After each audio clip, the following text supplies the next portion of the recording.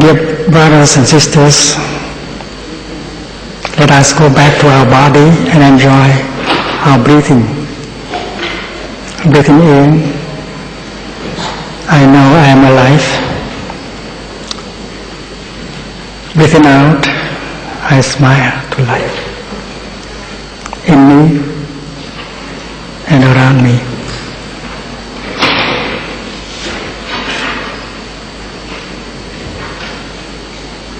Breathing in, I'm aware of my body.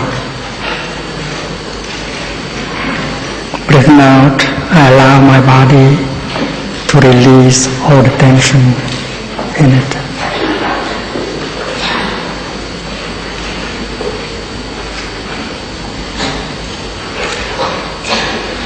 Dear friends, you are invited to enjoy your breathing and smiling while I do the work of talking. 10 years ago, I was proposed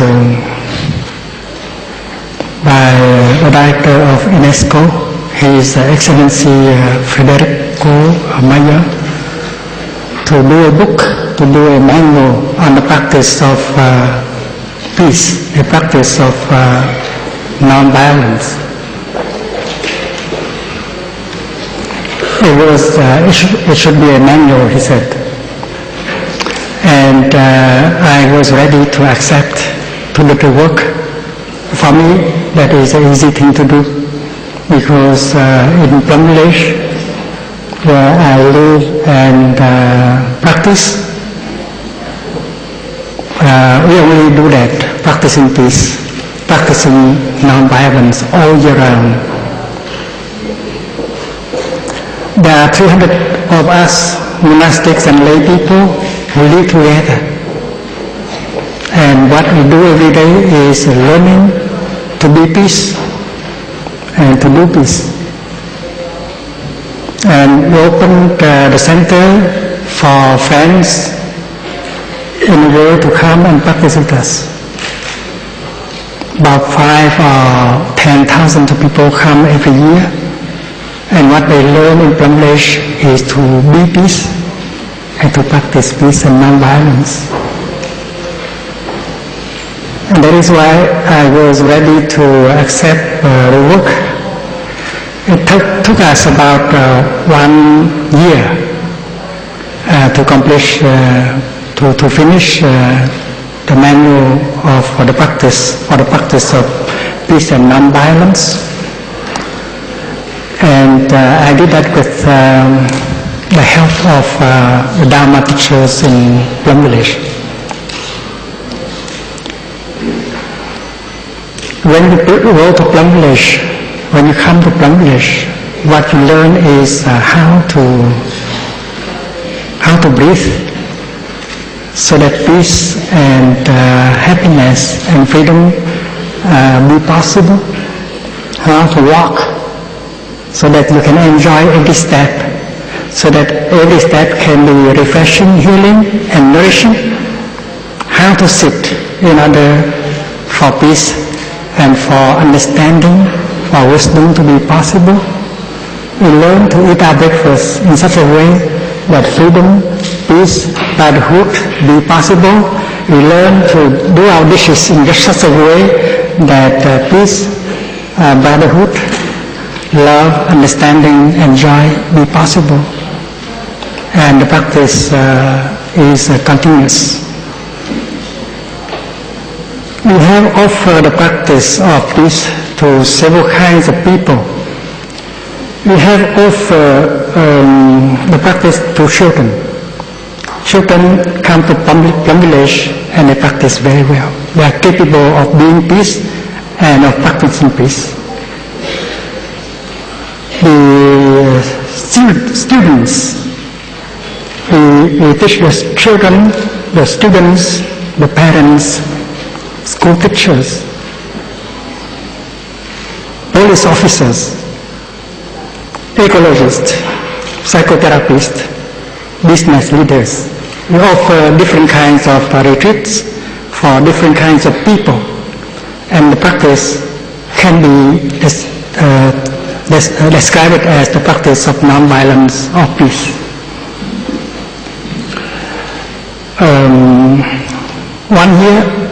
One time we offer a retreat in the United States of America for police officers and correctional centers administration personnel.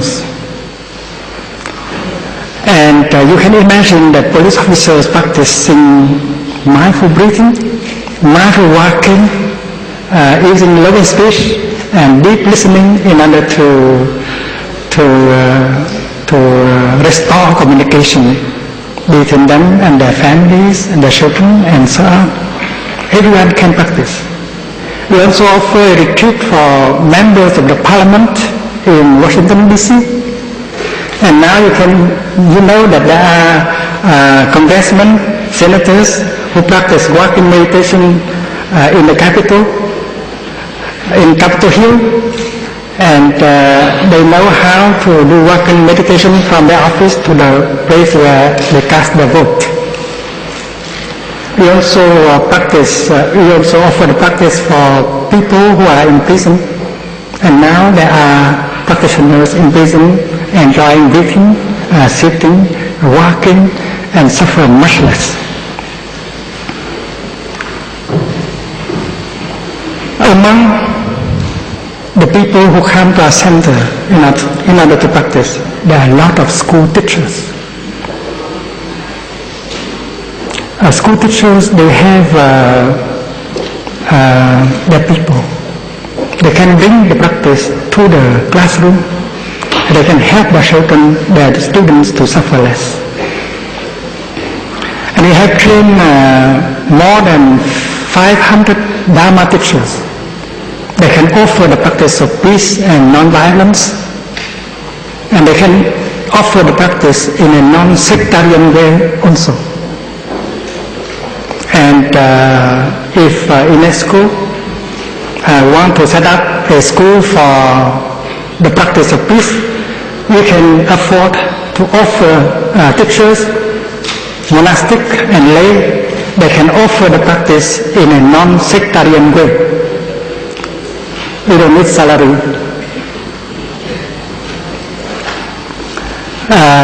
The book, the manual was finished several years ago, and it was published by Riverhead in the form of a book. We have added a number of anecdotes and stories in order to make it pleasant for our readers. But essentially, it is a manual for the practice of peace and non-violence. We know that there is violence within us. There is a fear, despair in us, anger in us, and we should know the way to recognize, embrace, transform the violence and the anger within. And in Bangladesh, we don't just speak about non-violence and peace, we try to do it. And once we have been able to transform the violence in us, we can help other people around us to do the same. We can help other people to recognize the violence, the suffering in themselves, to embrace them and to transform them. And there are very concrete ways to practice. You know that we have in several years sponsored many Palestinian and Israeli groups to come to Bangladesh, and they practice with us.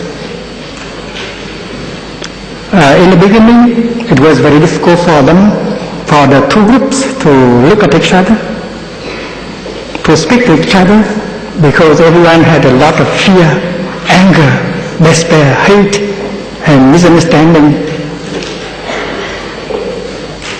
So their practice during the first week is to just breathe in walking in order to get calm, to calm down, and to be able to recognize the energy of anger, of peace, of fear, of violence in themselves, so they can get a kind of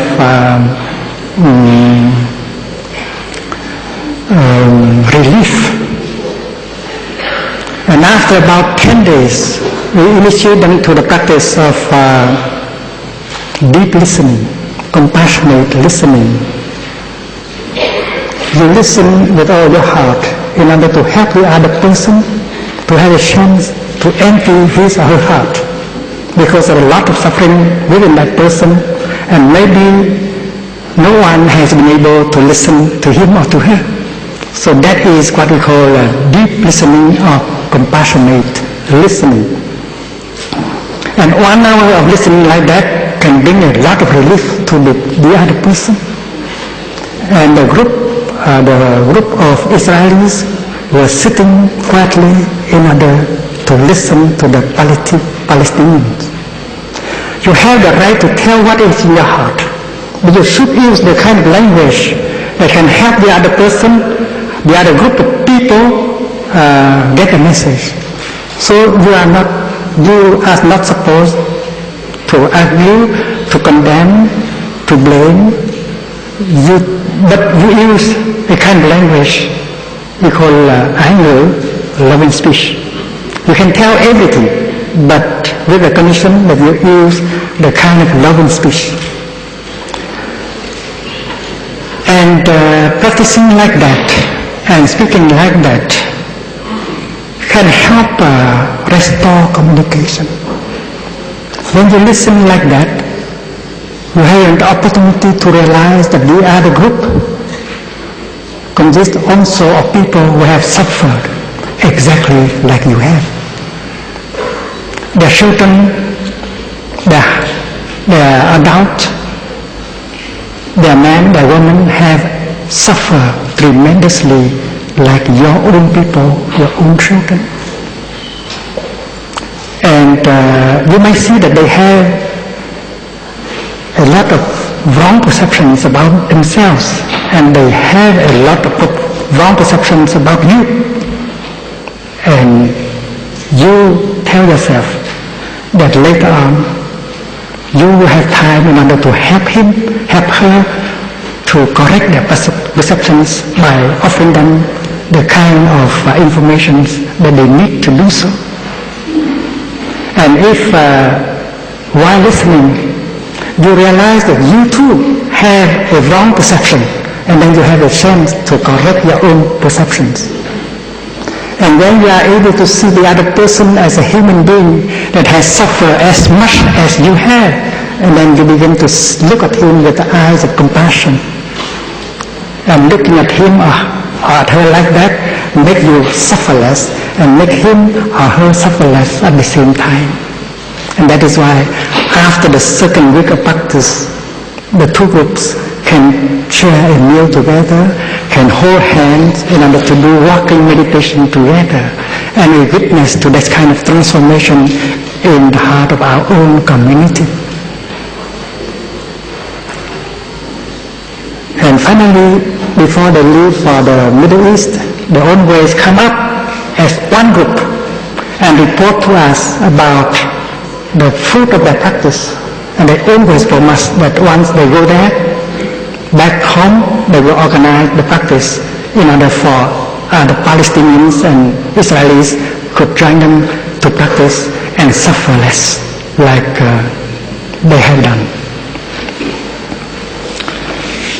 It is my desire to make a proposal to all of you, and especially to UNESCO, that an institute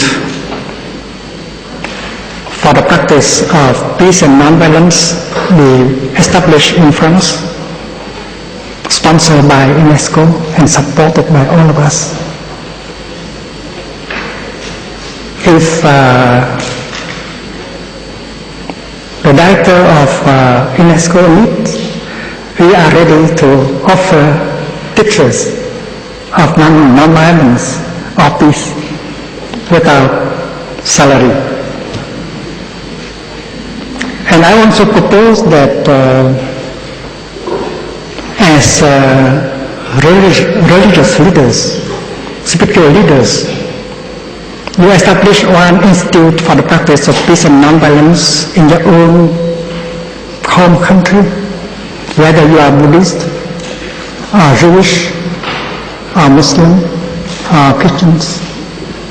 Because the teaching and the practice of peace doesn't have to carry the color of religion. And this book is a manual for the practice of peace. We have tried to make it in term, not in term,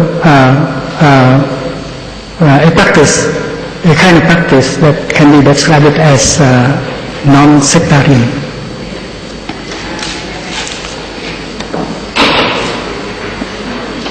As a monk, as a priest, as a minister, Protestant minister, as a rabbi, as a school teacher, we have our grassroots people. And if we know the art of making peace, practicing peace, we can help our own community. We can help our grassroots people. And that is why my first proposal today is for UNESCO to set up such an institute for the practice of peace and non-violence. And all of you also think about establishing such an institute where you live. And people like parents, school teachers, business leaders, and even political leaders can come and learn how to practice peace. We know that UNESCO has circulated Manifesto 2000 and with 6 points of practice for the culture of peace and non-violence. And I know that more than 70 million people have signed the Manifesto 2000. But most of us has, after having signed the Manifesto, do not have a chance to put the 6 points into practice. I noticed that among the people who signed the manifesto, the heads of state, but after having signed the document, they don't have time, they don't have opportunity in order to put into the practice the 6 points of peace and non-violence. And that is why I would like to urge all of you, my friends, to organize yourself in order for the practice to be possible. In the Buddhist tradition, we recite the 5 precepts, or the 10 precepts, or the 250 precepts every fortnight. And we ask the question whether we have practiced them well or not. And we hold Dharma discussions in order to learn how to practice better the precepts that we have received. And that is in the Buddhist tradition. And that is why it is very important that we organize ourselves as communities in order to recite the 6 points of the manifesto and try to practice them in our daily life. And the Institute for the Practice of Peace and Nonviolence could have the role to help and to support that kind of practice.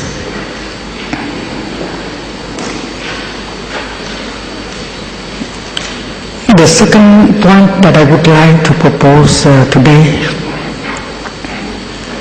is that UNESCO sponsor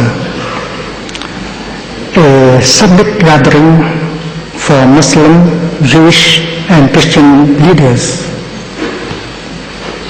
somewhere in France, maybe in the Abbaye de Royaumont. I know that the violence that is going on in the Middle East has has the element of religion in it. And Mr. Osama bin Laden practically believed that Christianity and Judaism are trying to destroy Islam as a religion, as a way of life. Of course, violence has its root in fear and hate, but fear and hate and despair, they are born from our wrong perceptions. If the groups of Israelis and Palestinians practicing in Bangladesh, they could come together as brothers and sisters because they have had a chance to spend several weeks in Bangladesh living together and practicing together. It is my conviction that if these Muslim, Jewish and Christian leaders come to live together for at least 21 days, eating together, working together, breathing together, doing everything together, listening to each other, they will help each other remove a lot of wrong perceptions that are at the foundation of hate and fear and violence. And after that retreat, that summit, they will issue a call for the cessation of the hostility in the Middle East.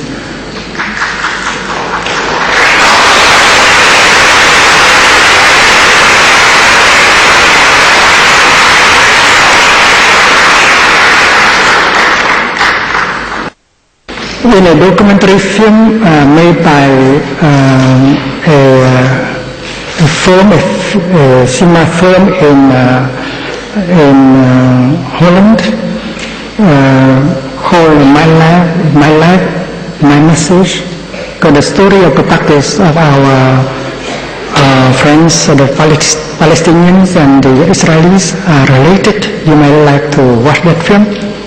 And Parallax Press also has issued a book called Peace Begins Here. Also, that book is about the fruit of practice by the Palestinians and the Israeli groups. The third proposal I would like, and the last, I would like to make today, is for UNESCO to sponsor monthly Nokha days.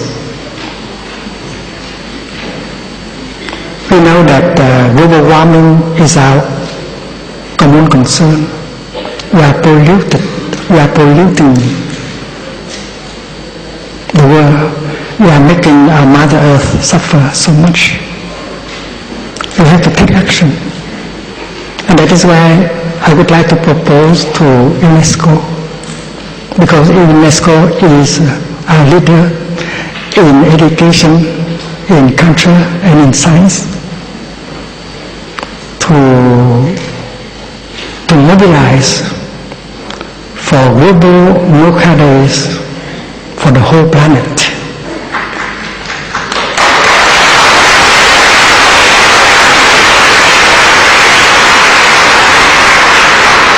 In Bangladesh, where we live, 300 people, and in the Deer Park Monastery in the United States of America, we have adopted a Nokha day every week. Every week we have a Nokha day. We have decided to reduce our consumption of gas, of cars to 50%.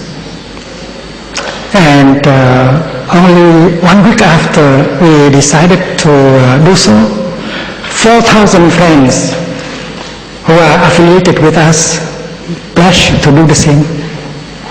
So I would like to propose that UNESCO embody the practice.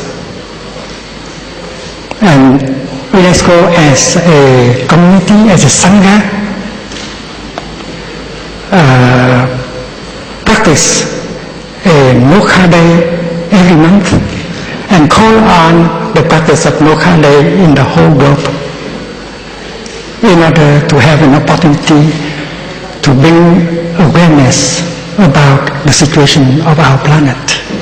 Buddha is an awakened person, and Buddhism is about awakening, and we need collective awakening. And UNESCO should be the continuation of the Buddha, and you, my friends, you should be also the continuation of Lord Buddha. Since the day we adopted the practice of Mokha Day, we have got a lot of joy and happiness, because we know that we can already do something. We do not want to be victims of despair, and we are trying to our best in order to help.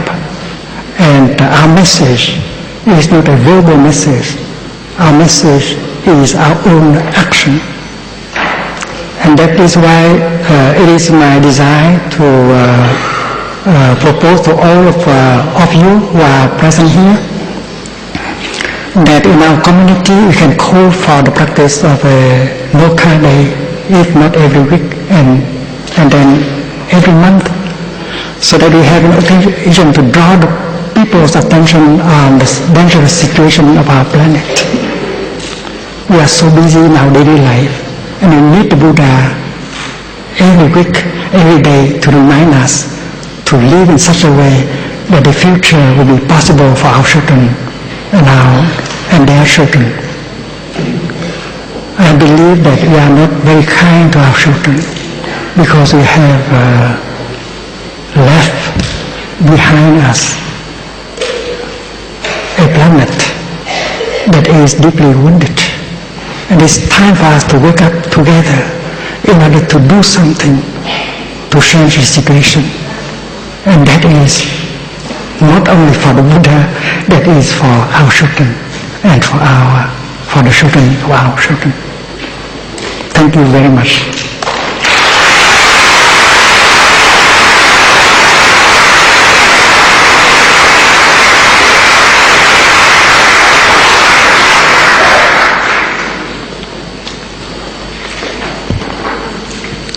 I thank you very much, Most Venerable Thich Nhat Hanh, his inspiring contribution to this panel.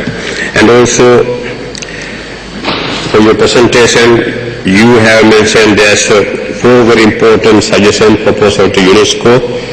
Our organization committee will take consideration all this information and we will send it to him for his consideration. Thank you very much, Venerable Thich Nhat Hanh. Once again, thank you. Give him the big hand, please.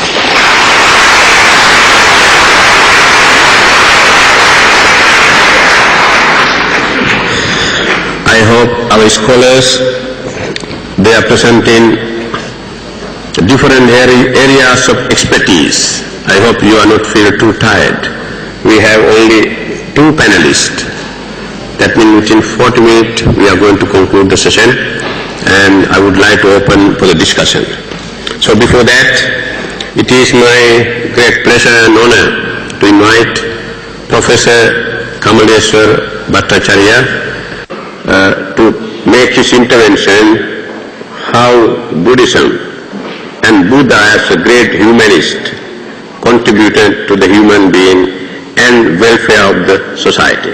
Professor Kamaleswar Bhattacharya, floor for you now.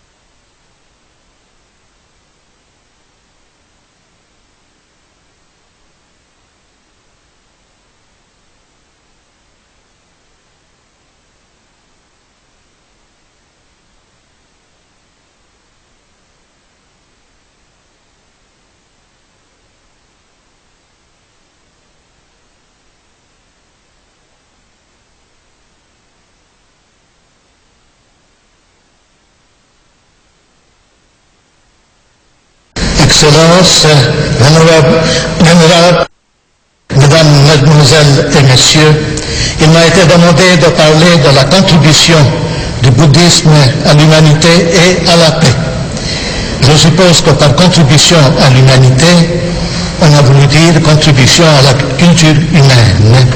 Quoi qu'il en soit, je vais commencer par dire 2 mots sur la question fondamentale de savoir quelle est la place de l'homme dans le bouddhisme.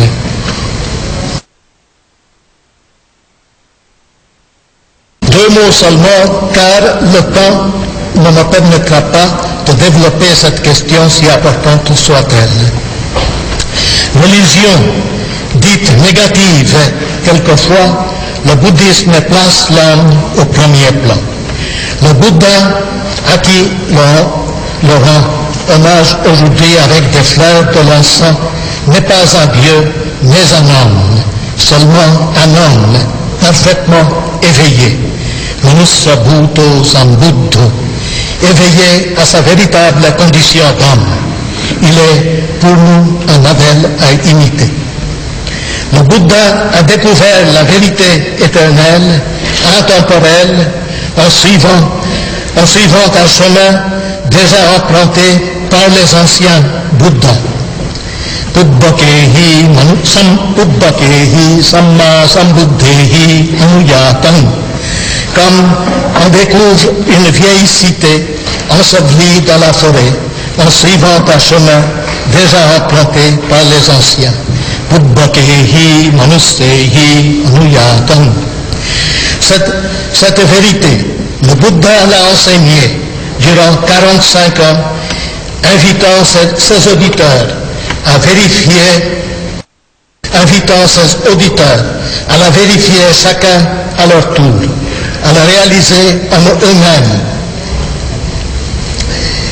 Tous les Theravadins répètent tous les jours la formule Svakato Bhagavata Dhammo Sanditthiko Akaliko Ehi Passiko Opanaiko Paccetta Veditappo Vinyuhi.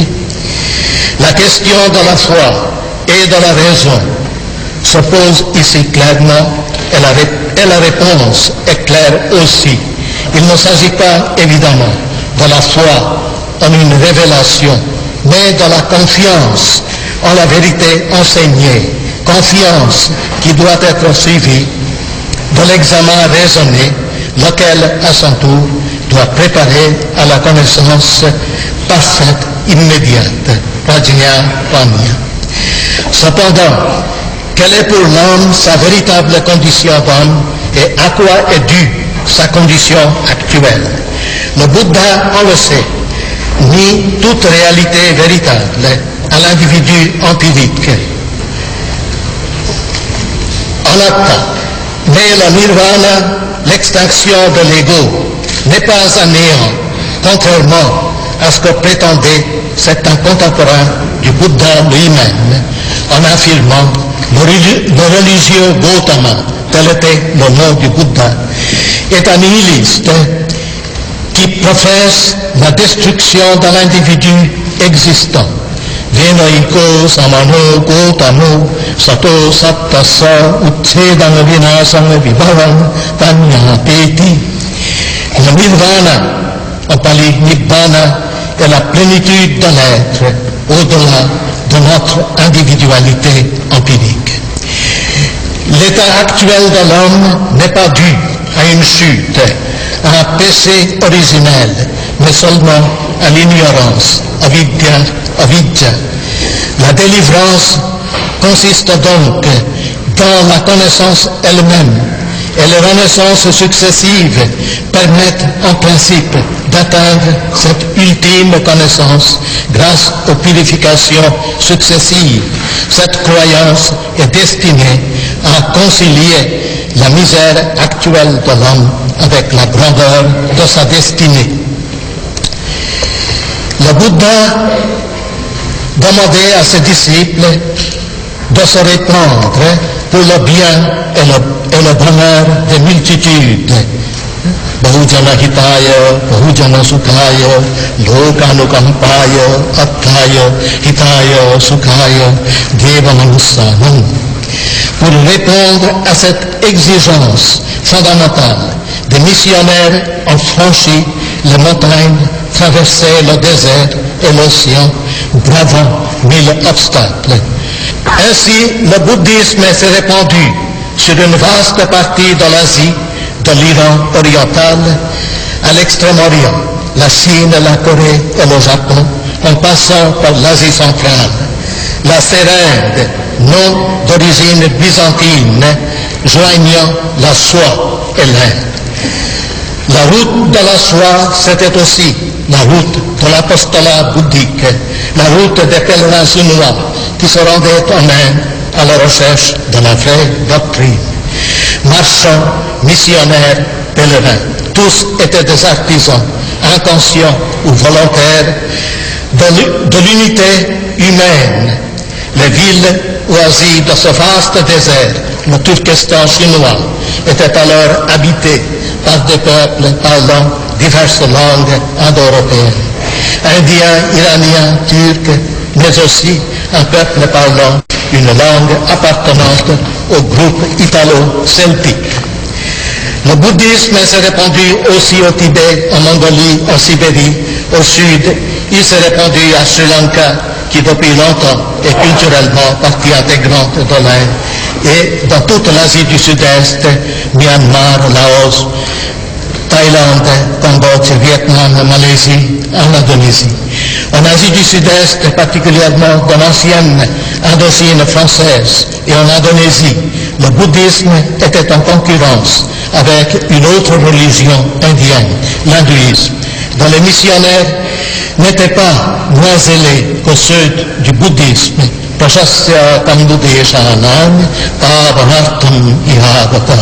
Il est venu ici pour purifier l'éminent pays de Tambu, c'est-à-dire Cambodge, ancien Cambodge, dit-on de l'Inde. Et l'hindouisme est toujours en vigueur dans une île indonésienne, l'île de Bali. Voyons quelle a été la contribution du bouddhisme à la culture humaine dans les domaines des arts et de lettres. Les réalisations artistiques du bouddhisme dans l'Inde et hors de l'Inde sont plus ou moins connues du grand public.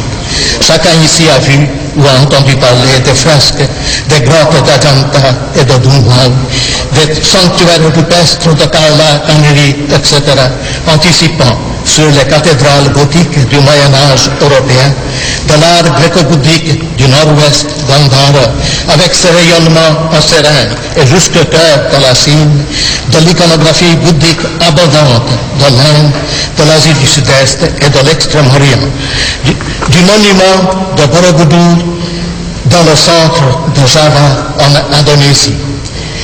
Moins bien connue est la littérature bouddhique, pourtant abondante en pali, en sanskrit et aussi en prakrit, nom par lequel on a coutume de désigner les langues moyen-indiennes, autres que le pali. Le pali est toujours en vigueur dans les pays du Theravada, Sri Lanka, Myanmar, etc., qui ont apporté des contributions significatives au développement de cette littérature. Le sanskrit était la langue d'autres écoles dites hinayanistes ainsi que du Mahayana. Les sables de la Sérinde ont conservé une partie de cette littérature autrement perdue. Toute cette littérature a été traduite et commentée. Des œuvres originales ont été composées aussi en Sérinde, en Extrême-Orient, au Tibet, le bouddhisme ayant déclenché ainsi de grandes activités littéraires, affinant et enrichissant au passage, par le truchement du sanskrit, les langues locales. C'est ainsi que les langues indo-européennes de la Sérinde ont pu atteindre la dignité littéraire. Les fouilles y ont révélé des littératures oubliées, nées des missions bouddhiques et mortes pour la plupart avec la disparition du bouddhisme. Partout, le bouddhisme a été intimement mêlé à la vie et à la culture des peuples. Il a inspiré les peintres, les poètes et les penseurs. Des conflits avec les traditions locales n'ont pas manqué de surgir. Mais des synthèses ou des compromis ont été réalisés aussi, par exemple entre le bouddhisme et le taoïsme, et entre le bouddhisme et le confucianisme en Chine, entre le bouddhisme et le shintoïsme au Japon. Un empereur chinois du XVIe et XVIIe siècle déclarait que le bouddhisme et le confucianisme étaient comme les deux ailes d'un oiseau. Divers courants de pensée bouddhique sont nés en Extrême-Orient, témoignant de la vitalité du bouddhisme et l'enrichissant. Bref, comme le disait jadis un grand savant dont il n'y a pas d'équivalent aujourd'hui, Sylvain Lévy, parlant de la Chine, de la Corée et du Japon, le bouddhisme est partout. Doctrine, système, croyances, institutions, politique, architecture, sculpture, peinture. Sur tous les domaines, il est un facteur capital. Sans lui, rien ne s'explique. Autour de lui, tout s'éclaire et s'ordonne. Abordons maintenant la question de la paix. Je reprendrai le thème que j'avais développé ici même, il y a quelques mois, à propos de la méditation. La morale bouddhique, fondée sur les vertus cardinales de l'amitié, Maitri, Metta, et de la compassion, Karuna, ne peut conduire qu'à la paix. Pourtant, des souverains bouddhistes se sont livrés à la guerre, parfois au nom du bouddhisme lui-même. L'empereur Ashoka, qui est tant cité en exemple, n'était sans doute pas aussi pacifiste qu'on le croit. À la faveur d'une interprétation erronée d'un passage de l'édit sur rocher numéro 15, en effet, il demandait aux tribus forestières turbulentes de se repentir pour ne pas être tuées.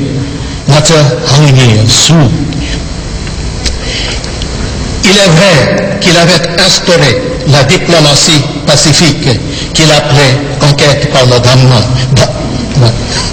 Je cite le mot sanskrit parce qu'il y a des variantes en pratique. Dharma Vijaya, même auprès des souverains helléniques de l'Ouest. Mais n'est-il pas difficile, Pushkara, de gouverner selon le Dharma, qui consiste essentiellement en compassion, Kripa Varbha, comme le reconnaissait implicitement, beaucoup plus tard, le philosophe Nagarjuna, en disant à son ami souverain que s'il trouvait difficile de gouverner selon le Dharma, il convenait qu'il ait recours à la vie religieuse, Pravratya Vigama Kshama. C'est dans le Ratnava. En fait, le Bouddha lui-même n'a jamais dit à ses contemporains les plus sanguinaires, ne faites pas la guerre, faites la paix. Tout au plus a-t-il prêché le principe qu'on peut traduire en langage familier par aimer son prochain comme soi-même. Sabba disa anuparigam macetasa neva jaga piyaparam mattanakvaci evam piyo putuatta paresam tasma nahimse paramattatamu. D'après la légende, les Sakya, le peuple du Bouddha, se sont laissés tuer plutôt que de tuer l'ennemi, au nom du précepte qui consiste à ne pas tuer les êtres vivants. Pana pipata varamani. Mais cela ne constitue pas, évidemment, la paix. Néanmoins, la doctrine bouddhique contient la véritable et unique source de la paix à tous les niveaux, individuel, familial, social ou communautaire, national ou international. Tous les conflits du monde dérivent d'une source unique, l'égoïsme.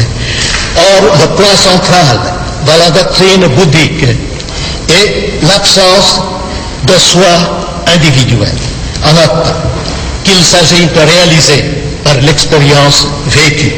La méditation proprement bouddhique qui est pratiquée aujourd'hui dans le monde entier sous le nom de Vipassana et qui n'est pas sans rapport avec le Zen, n'a pas d'autre but que de conduire à cette expérience à travers l'observation attentive des phénomènes physiques et psychiques, tous éphémères, anicca, donc douloureux, dukkha et par suite ne constituant pas le soi.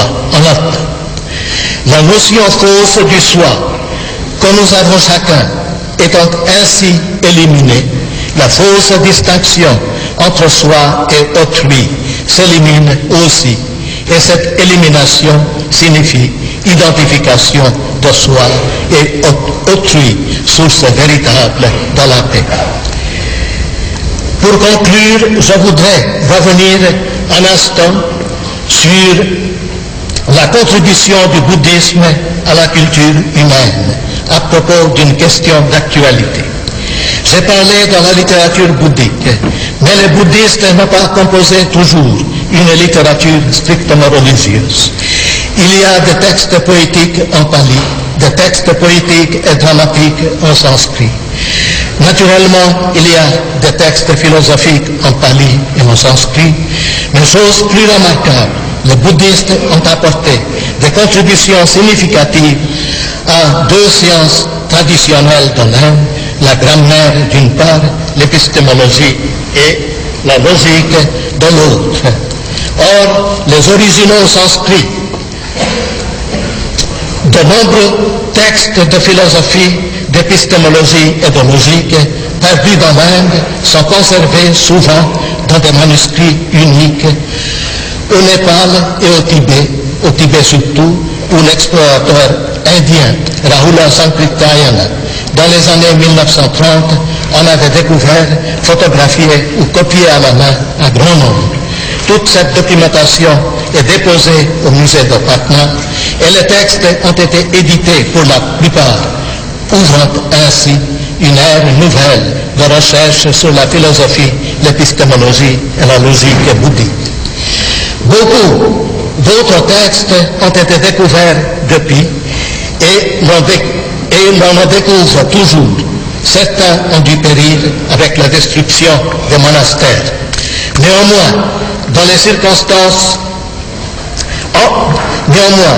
circonstances encore mystérieuses, un grand nombre d'entre eux ont été apportés à Beijing en 1960 et déposés à la bibliothèque ethnique de Chine. Ils ont été rapatriés au Tibet en 1993. Malheureusement, au nom d'un certain héritage culturel national, l'accès à ce trésor, malgré son intérêt capital pour la science, est resté jusqu'à présent pratiquement fermé à la communauté scientifique internationale. De ce sanctuaire de l'unité humaine et à l'occasion de l'anniversaire du Bouddha, qu'il me soit permis de former le vœu que les autorités chinoises considèrent ce trésor comme ce qu'il est réellement, un héritage culturel humain. Merci beaucoup.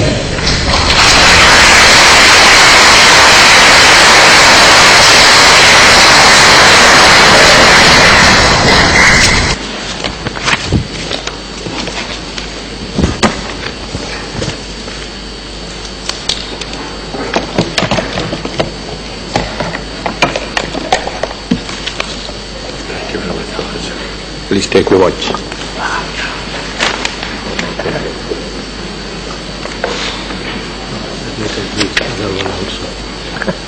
Take it. No, leave it there, leave it there. Thank you very much, Professor Bhattacharya. You have covered different areas of Buddhism, how Buddhism contributed to literature and especially for the grammatical studies and also the textual learnings. It is true because you have mentioned many countries are losing today world cultural heritages. It is included Buddhist heritage too. That is our responsibility as a human beings, and also this is the work of UNESCO to trying to protect all those valuable cultural and artistic creation and creativities for the benefit of humanity. So let me to invite our last speaker. Now it is 5:05 p.m. So I would like to stop this session 5:30 or 5 more than 10 minutes. The last speaker is Professor To Sui Hin. He is a director of Multi-Faith Center. It is intercultural dialogue. This is always important to understand each other, respect each other, to work together each other. So it is also very important how Buddhism and Buddha especially work with other religious leaders and teachers. So it is my great honor to invite Professor To Sui Hin from Australia. Please welcome him, encourage him. He is the last speaker.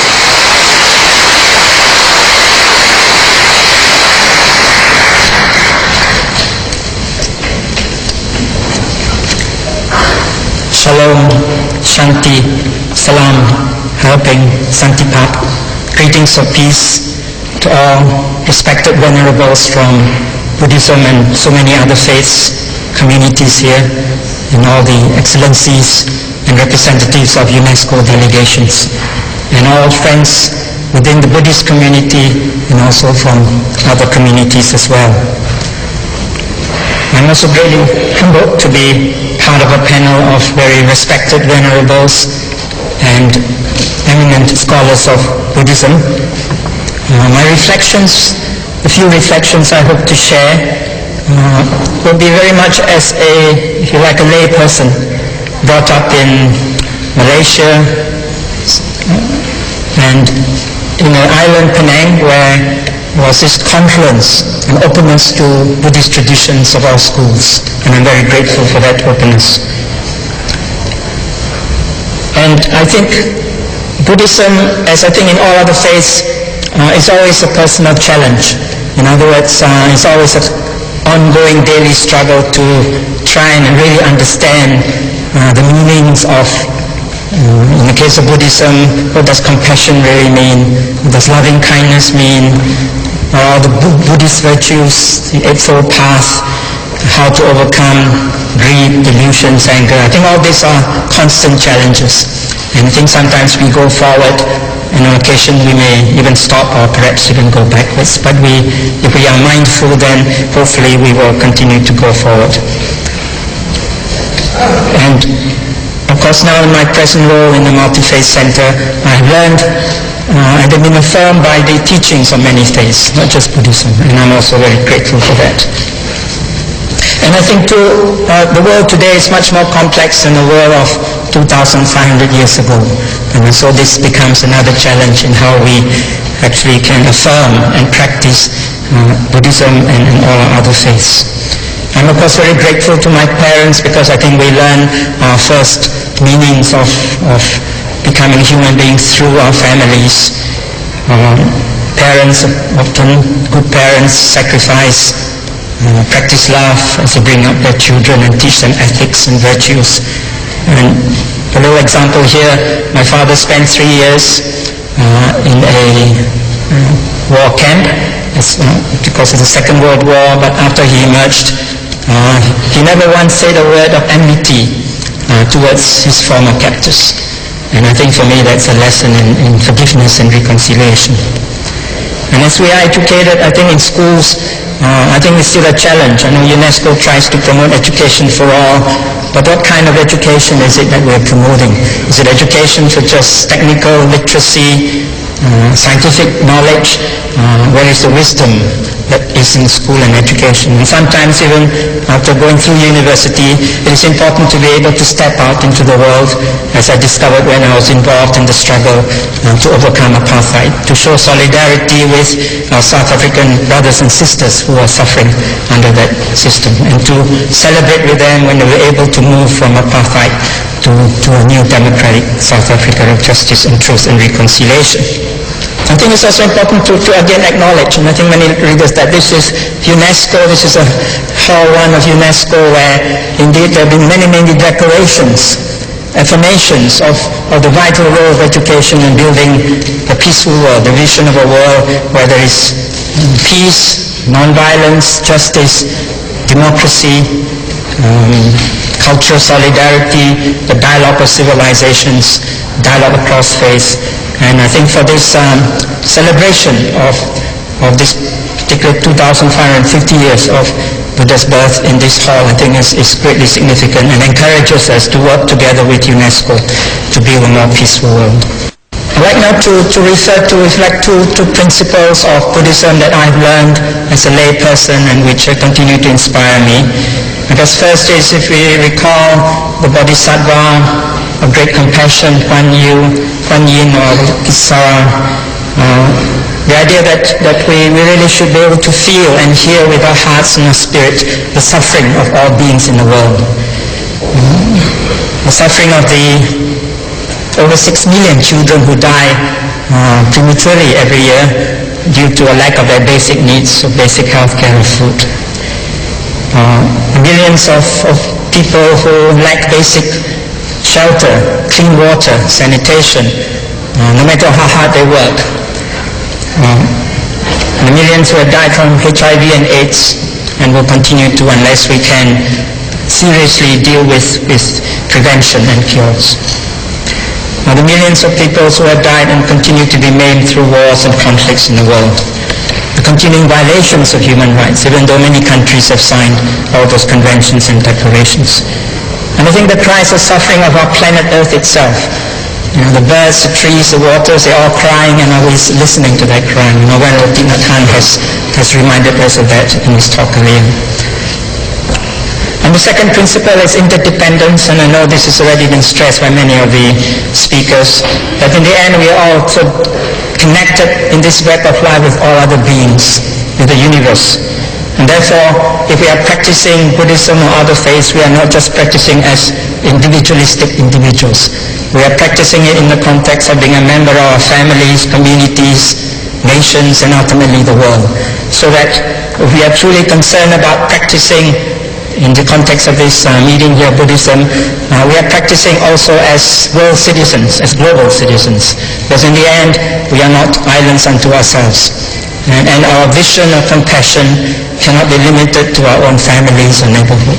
It must be the whole universe, the whole planet.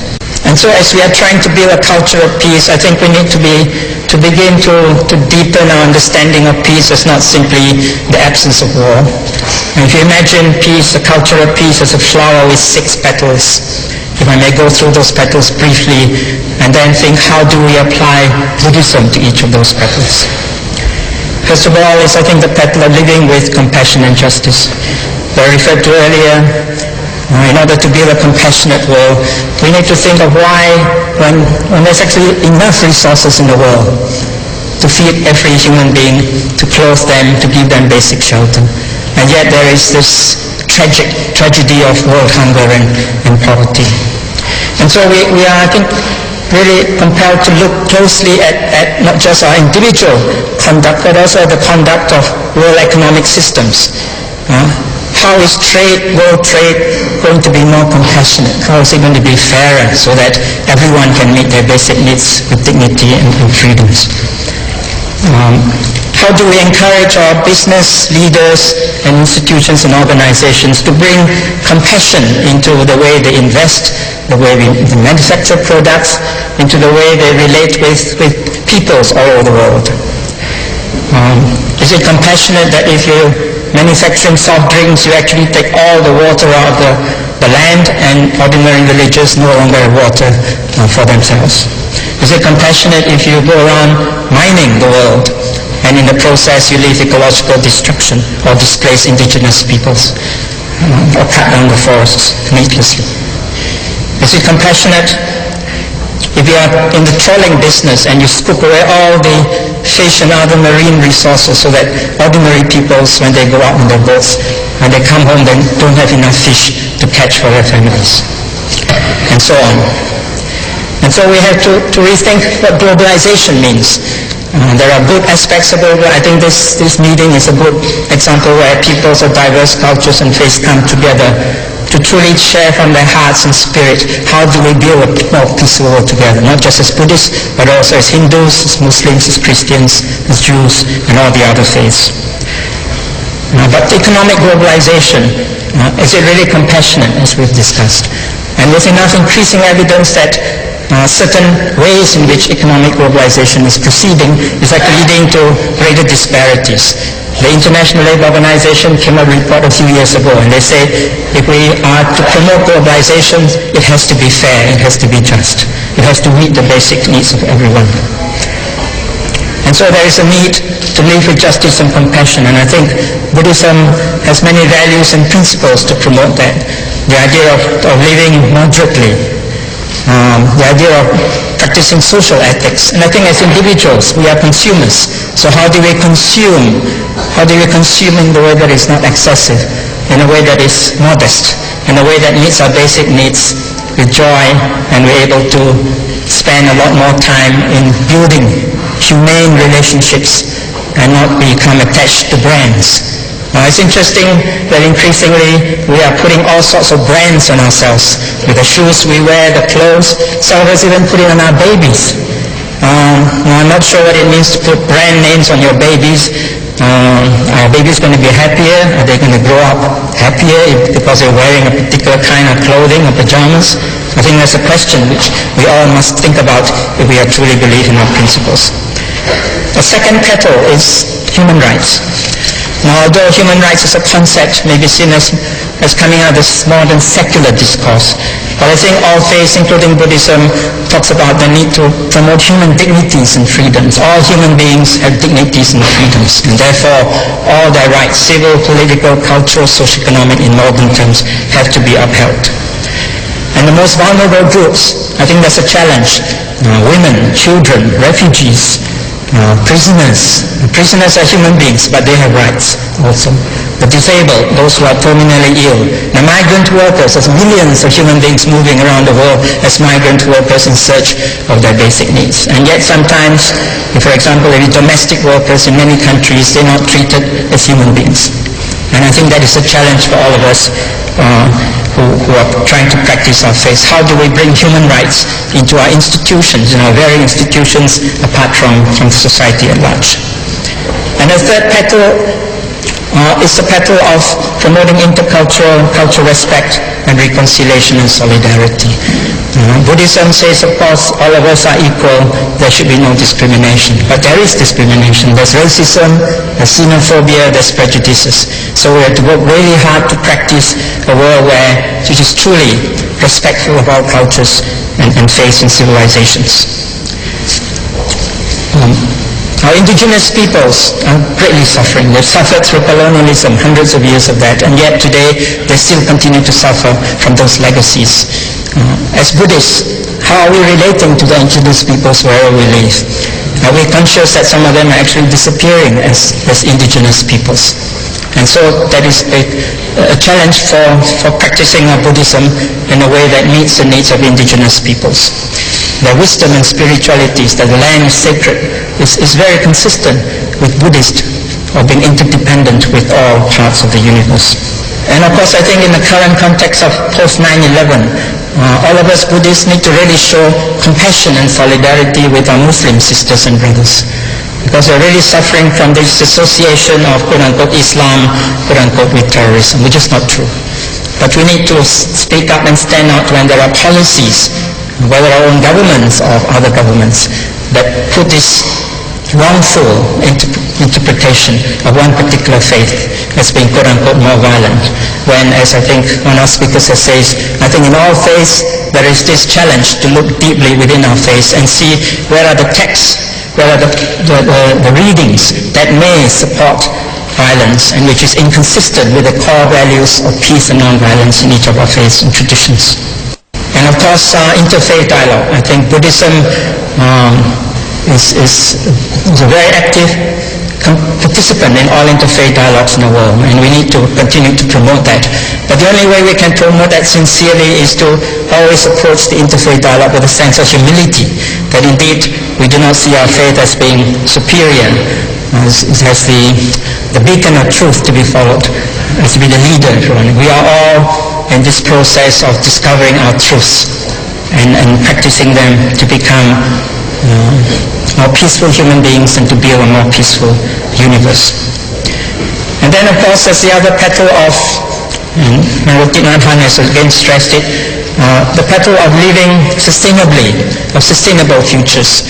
Our interdependence is not just with our current generation, it's for generations to come, and the generations of the past.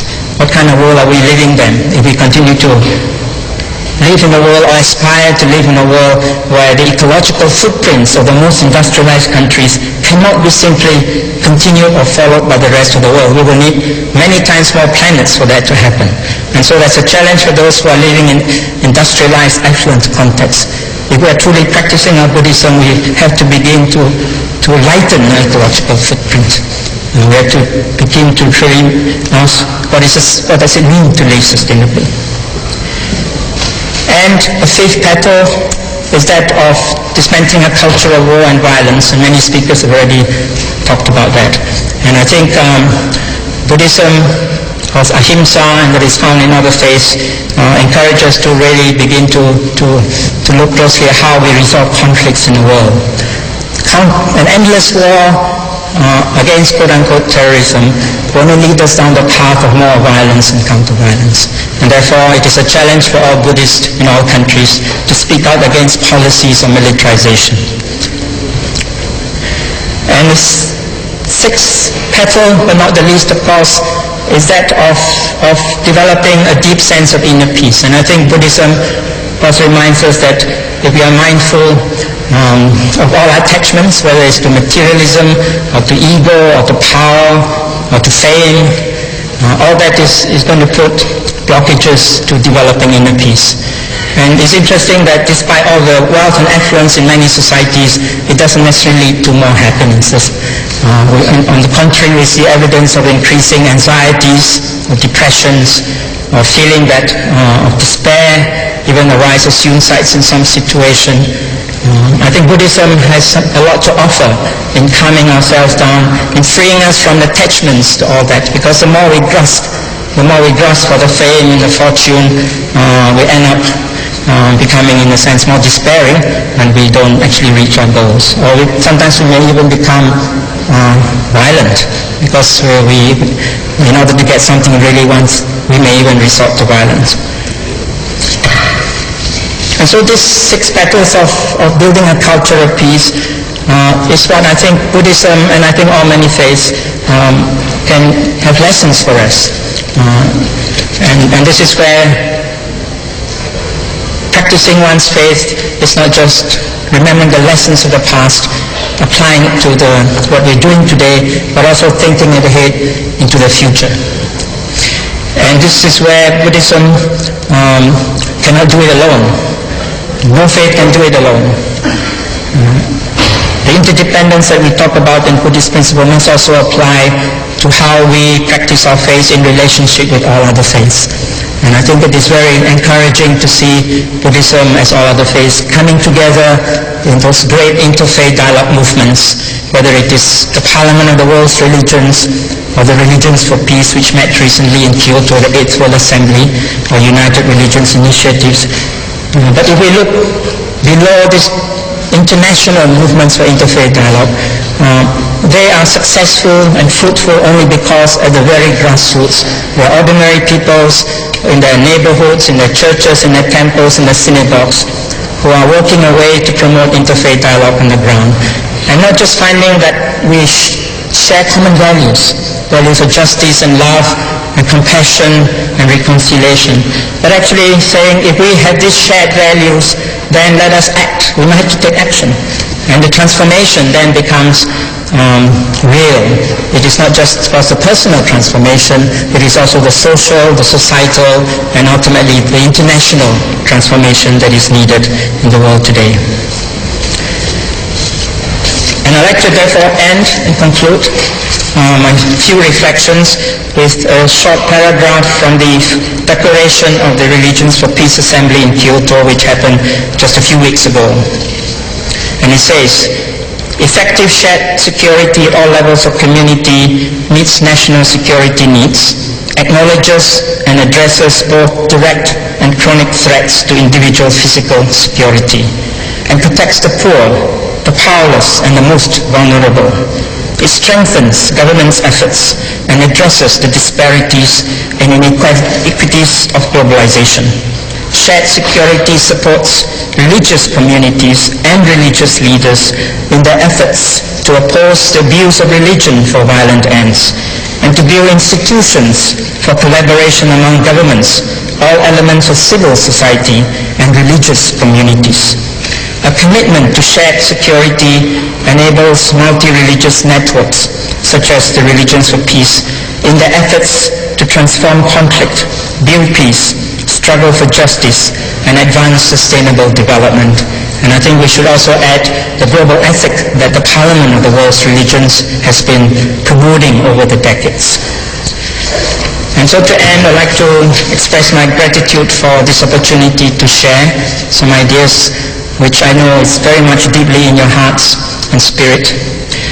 And say the short prayer which is inspired to me by the great Bodhisattva of Compassion, Kuan Yin. Namo Tape Kwan Se Yin, Namo Tape Kwan Se Yin, Namo Tape Kwan Se Yin.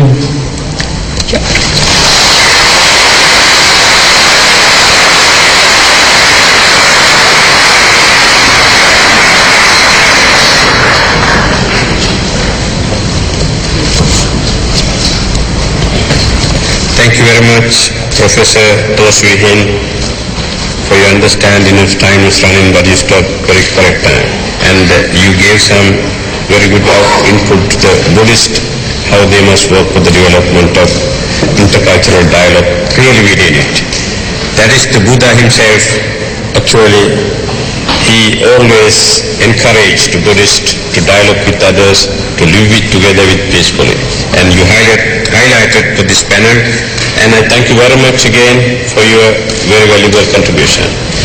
So, ladies and gentlemen, before we adjourn this session, I received many questions from her. Because since 2:30, now we are 5:30. These 6 eminent scholars, they develop different areas and avenues how Buddhism as a religion or a philosophy contributed to the human culture and for the education and various fields. It is not enough for one scholar to invite for 20 minutes. But at least it is a very good opportunity for us while we are celebrating the Buddhist Golden Jubilee at UNESCO to hear from them what Buddhism has done for the human world. Before I inform you what are we going to do after this session, I have discussed with our official coordinator, Dr. Priyanut Jariya Vidyanan, Deputy Permanent Delegate of Thailand to UNESCO. So she advised me and she gave me 3 important questions to be discussed here, among many others. One is addressed to Dr. Bangkot Sittipal. Can you please explain what is called Dharma? Can you translate to her someone in Thai language?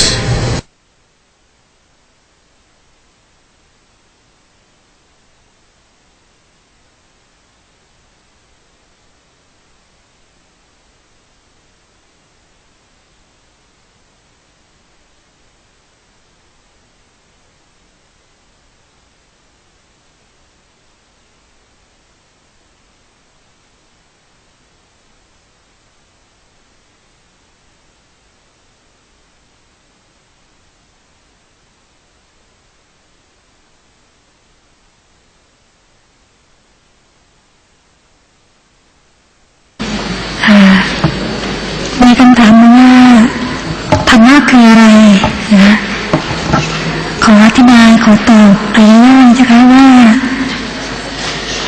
ธรรมะ คือความบริสุทธิ์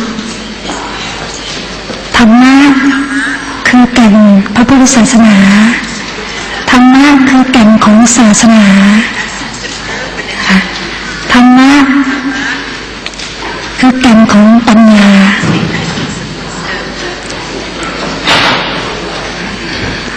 ธรรมะคือแก่นปัญญาธรรมะคือแก่นแห่งความบริสุทธิ์ธรรมะคือแก่นแห่งสันติภาพธรรมะคือแก่นแห่งสันติสุขธรรมะคือหัวใจของศาสนาเอาย่อๆก่อนนะคะ Thank you very much, because the term of Dhamma, yes, if you ask other scholars, sometimes they may give different interpretation. It is a very vast and deep concept of Dharma. I hope this question she answered you correctly. If not, you can meet or read some books and meet some Buddhist monk and discuss this a little more later. They will explain you what is the term of Dharma, what is the concept of Dharma. Second question is, thank you very much Dr. Bangkot Sittipol. It is go to Most Venerable Thich Nhat Hanh. Yes, I remember, Venerable, you have informed how you are training the people to freely breathe, to very freely to walk, and to have aspire to the peace of inside, and how you train the people, you explain in not only farm village, even in Washington DC and everywhere. And the question is here, how can somebody follow a course in farm village? Yes, Venerable, this is for you.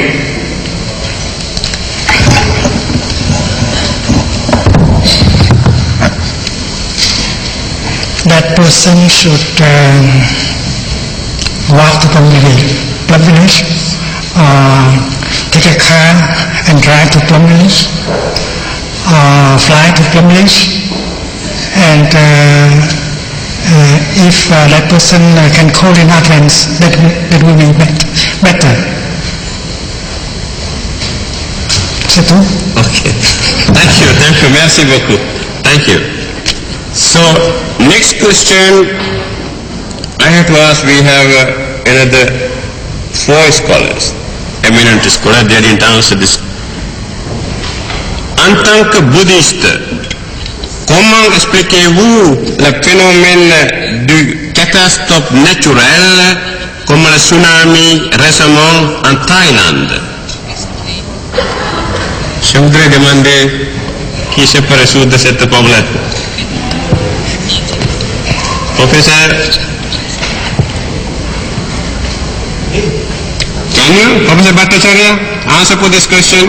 En tant que bouddhiste, comment expliquez-vous le phénomène du catastrophe naturelle comme le tsunami récemment en Thaïlande? Pourriez-vous dire quelque chose à ce sujet?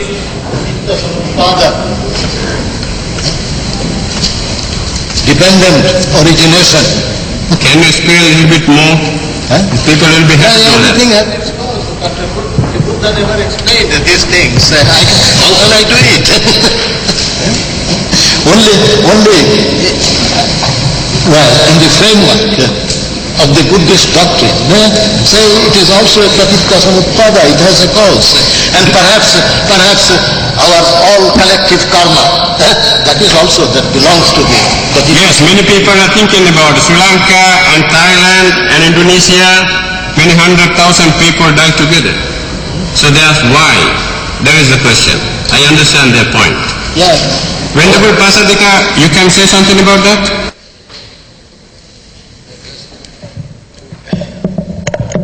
Appreciate on what Professor Bhattacharya has said, Pratītya Samutpada has many aspects.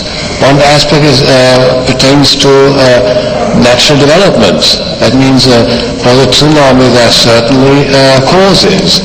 And from the seismic activity, volcanic activity of the earth, and sometimes even because in the past there were many atomic explosions, atomic bomb, and atomic tests in the sea, and they may also have caused some seismic activity. We don't know. It is very, very complicated, but definitely for these things there are natural causes. I mean, you are not in favor for the collective karma. Well, I hinted at that, because if also the last speaker, he referred to the pollution, and also the most venerated Nyakan also referred to that. He pleaded for a restriction of using the car and also airplanes and all that. And definitely we now have the global warming. And this actually creates havoc with the climatic developments, climatic change, and there are many catastrophes, and many people are even nowadays are suffering from that. Now, that's our own doing, isn't it? Because why I wanted to ask you, three of you, because many questions are on this subject. Professor Seni, what do you think about? Le bouddhisme souligne l'interdépendance universelle.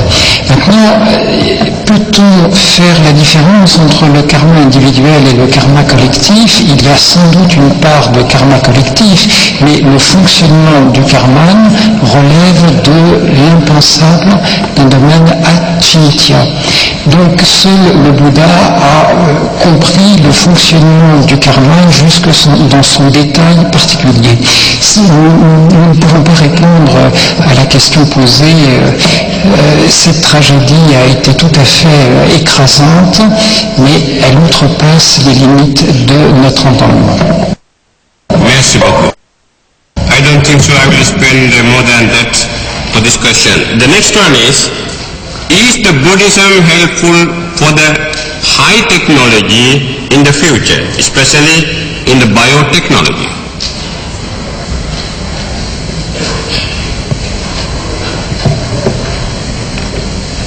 Who is going to answer this question? Venerable Thich Nhat Hanh, can you say something?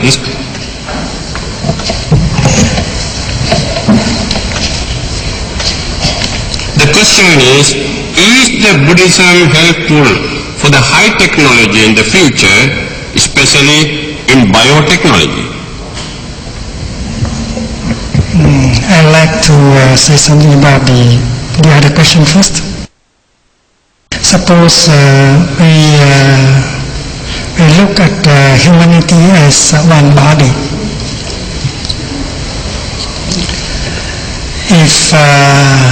If anything happened to one part of the body, it happened to the whole body. So the tsunami can be considered as something like a bell of mindfulness. It has arrived to Thailand yesterday, but something might arrive to France tomorrow or after tomorrow. So we should be careful, because everything that arrives depends on our way of acting, of the way of living our daily life. So when with that kind of insight, which has the color of no self, and then we see that what happened to the people in Thailand happened also at the same time to the people of France and Germany, because we are all one body, one organism, and we should wake up in order to see that our daily way of life is creating the environment. Because the environment is a kind of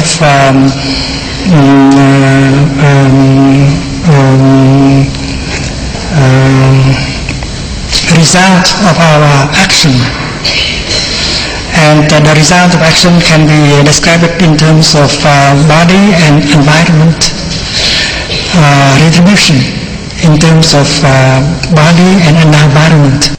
So if the body does not act well, and the environment will be harmed, and if the environment is harmed, and then it will harm the body, And that is why this is not something that arrives only to one part of the body, it arrives to the whole body. As far as the question of biotechnology is concerned, I believe that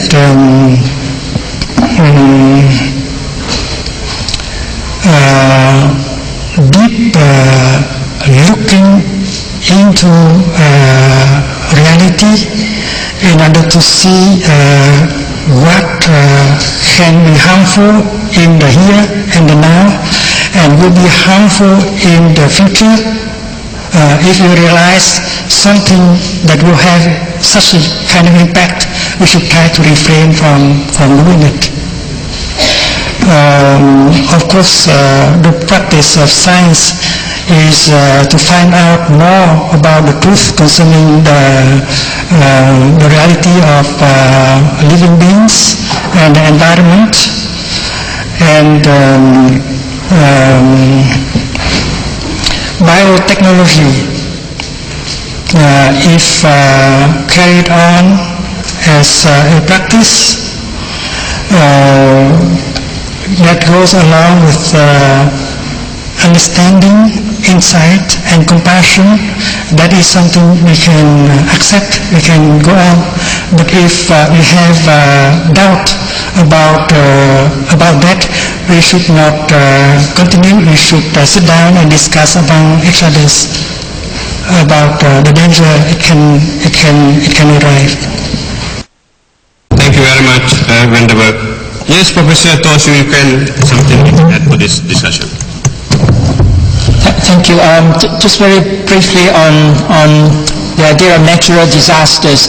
I think it's so important that when we use the word natural, we must analyze it carefully to see if there may indeed be human participation in accelerating the causes.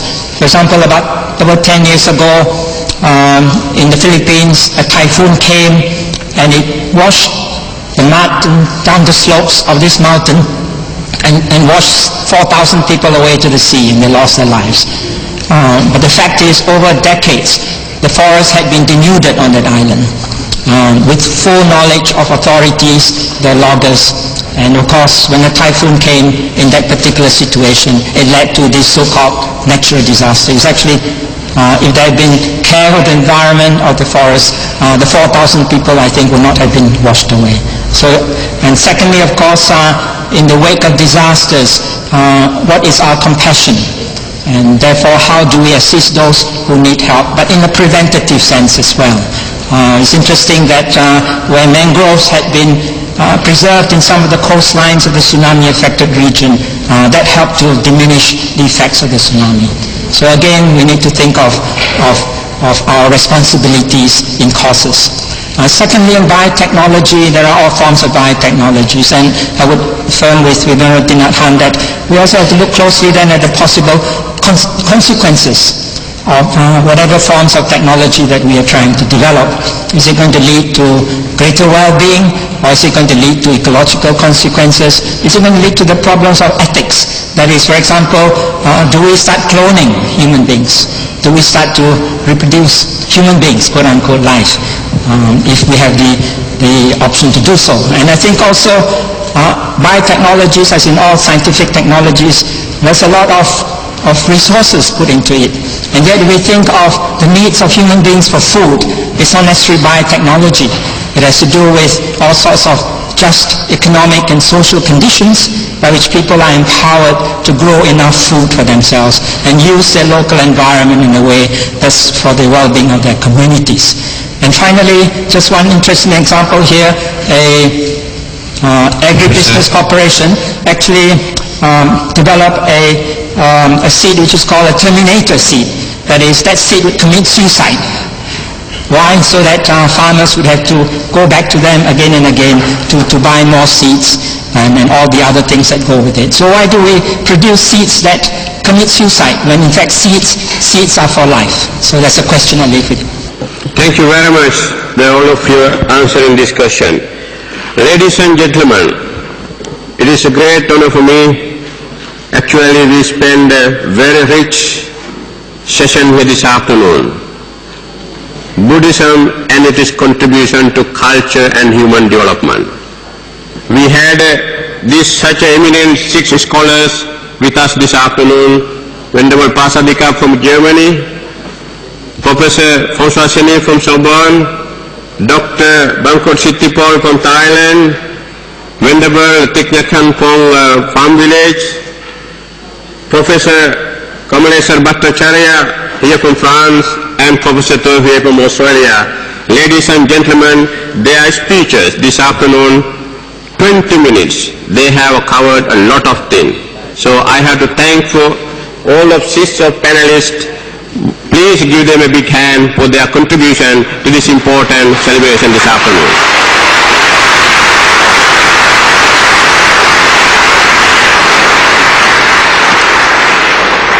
The next is, in accordance to our program here, this is the second session we have now going to be adjourned. We are going to have a reception, cocktail reception organized by our host organization. Please enjoy this cocktail reception just outside of the Sala 1. And also, after that we are going to have 8 p.m. Asian Cultural Evening to celebrate this Buddha's 2550th anniversary. For this cultural evening, Nepal, Vietnam, Sri Lanka, what are these? China, Thailand. I'm very sorry, your country I forget. Thailand. 5 countries, they are going to perform a cultural evening to mark this historical event at UNESCO. Thank you very much. Thank you very much for your cooperation and participation, and please enjoy cocktail and Asian evening tonight. Thank you.